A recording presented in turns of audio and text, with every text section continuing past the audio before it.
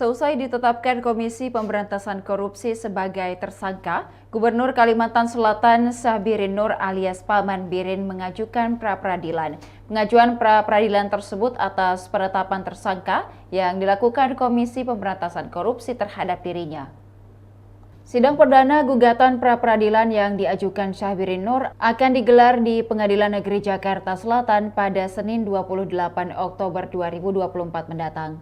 Permohonan tersebut didaftarkan pria yang akrab disapa Paman Birin itu pada Kamis 10 Oktober 2024 lalu.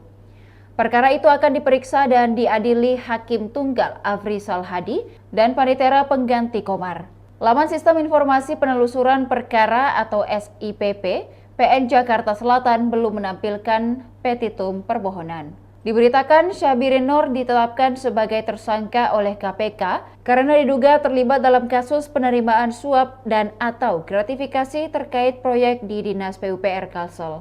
Ketua DPD Golkar Kalimantan Selatan itu diduga terlibat dalam pengaturan proyek di Dinas Pekerjaan Umum dan Penataan Ruang atau PUPR yang berasal dari dana APBD Pemprov Kalimantan Selatan tahun 2024. Sementara itu, Ketua Badan Pemenangan Pemilu atau Bapilu Golkar Kalimantan Selatan Puar Junaidi buka suara terkait ditetapkannya Gubernur Kalsel Syahbirin Nur. Diketahui Syahbirin Nur merupakan Ketua DPD Partai Golkar Kalsel.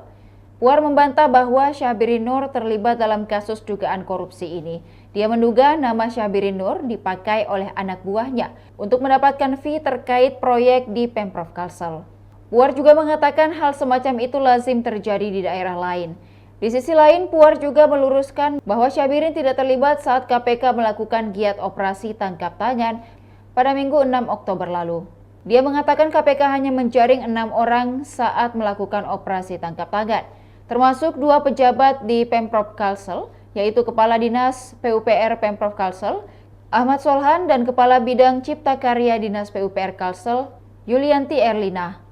Sebagai informasi, total ada 7 tersangka yang ditetapkan KPK terkait kasus ini, termasuk Syahbirin Nur, yakni yang pertama Syahbirin Nur, Gubernur Kalimantan Selatan, yang kedua Ahmad Solhan, Kadis PUPR Provinsi Sulawesi Selatan, yang ketiga Yulianti Erlina sebagai Kabid Cipta Karya sekaligus PPK, yang keempat Ahmad Bendahara Rumah Tafiz Darussalam sekaligus pengepul uang atau fee.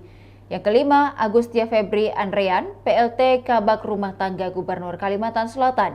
Yang keenam, Sugeng Wahyudi, swasta. Dan yang ketujuh, Andi Susanto, swasta. Demikian Tribun Timur Hot News kali ini. Saksikan berita menarik lainnya hanya di kanal YouTube dan Facebook Tribun Timur. Download Tribun X sekarang. Menghadirkan lokal menjadi Indonesia.